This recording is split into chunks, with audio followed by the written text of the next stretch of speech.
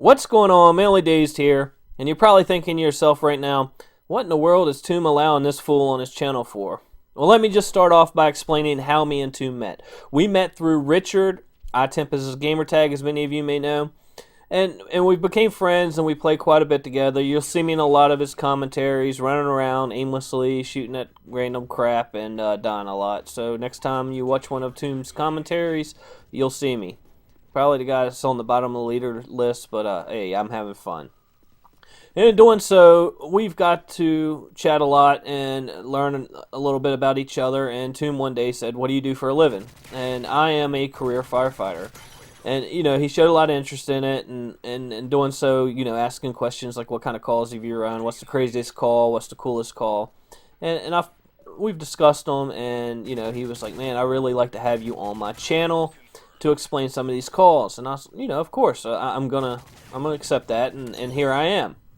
So let me just start off by explaining kind of like how I became a firefighter and what kind of department I work for and what kind of calls I run.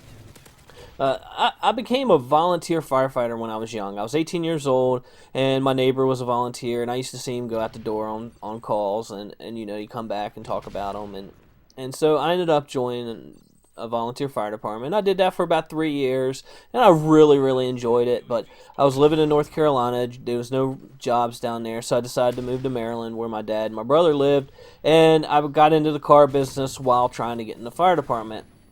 And it just wasn't happening. I wasn't getting hired. I wasn't getting picked up.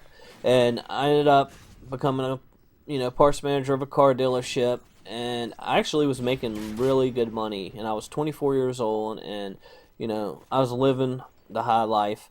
But it just wasn't filling that void. I really wanted to get back in the fire department. So I started applying again. And with a little luck, I got hired.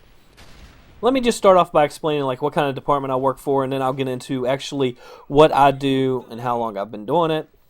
We are a county-wide department. Basically, we cover the entire county, and with 1,400 people employed and 34 stations with 2 rescue squads, we have 3 shifts, and we each work 24 hours. So we work 24 hours, and then we're off 48, and then we return.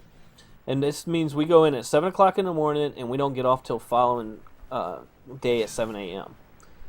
This could be a long day, all depending on call volume at night, and some nights you don't go to sleep at all, and some nights you may get a full night's sleep. It all depends on what goes on in the county.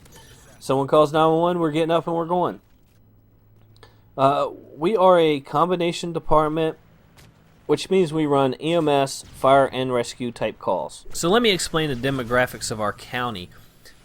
We have high-rises, we have suburban neighborhoods, we have farmland, we have highways, we have subways. So you can imagine the variety of calls we have, and the knowledge base that we have to understand to be able to accomplish our goals. And don't think for 1 minute that I'm trying to fool you by thinking I know it all. There is no way that I can understand every single part of our county and be an expert in all of it. You kind of have to be that jack of all trades and a master of none. And we have specialty teams within our department that respond on the extraordinary calls that we're dispatched on. For example, the overturned tanker on the highway, you're going to get our hazmat team. You get the guy that's fallen into the trench, you're going to get our urban search and rescue team. You get the kayaker that's capsized on the river, you're going to get our swiftwater rescue team. And we also have fire investigators, code enforcement. That's all within our own department. They're firefighters that have transferred into that department and do those types of jobs. Go out and inspect the buildings to make sure they're up to code. You got the fire investigators that investigate arson calls, and they're gone through the police academy, so they're allowed to arrest these guys and go to court and testify. So yeah, wide variety of options in our department. And where I'm at in my career is I am actually a lieutenant. I'm an officer. I'm in a supervisor's position where I can at any given time supervise 4 guys up to 12 to 15, depending on the station I'm at that day and what other officers that may be there. You're gonna get an officer, which is a lieutenant or captain, per fire suppression unit. So basically a fire engine or a fire, an aerial truck like what you see with a bucket on it or a tiller truck, that kind of stuff.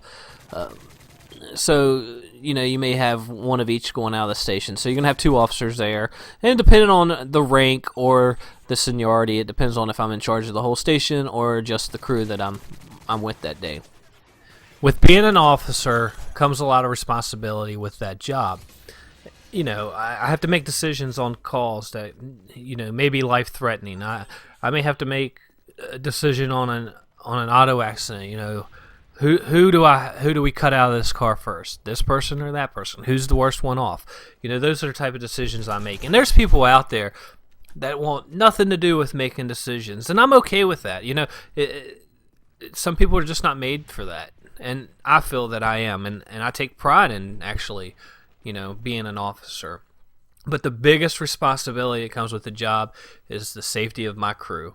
The one thing that I say that I'll always focus on more than anything else is that when we go out that door, we come back through that door. I don't want to be the one, that made the decision that injured someone else or possibly killed them. And, that's a lot of stress, but, it comes with the territory. I'm going to leave you guys with a story about a call we ran. And it's about a little girl who was 4 years old, and she was staying the weekend with her grandmother. And her grandmother owned a horse farm and had several horses, and she had put her granddaughter on this horse and had put a helmet on her and took the safety precautions that she knew how to. But the horse spooked, and the horse bucked the little girl off, and the girl's foot got hung in the stirrup. The horse then proceeded to run on the outside of the rink and basically beat this little girl against the fence the whole way around. And they came to an opening in the fence, and the little girl hit her head against the fence post and ended up falling off.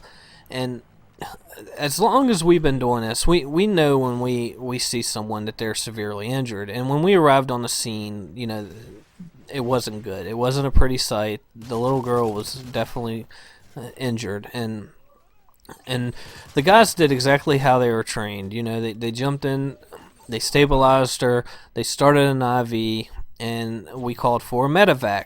And we transported her to the landing zone and loaded her up onto the helicopter.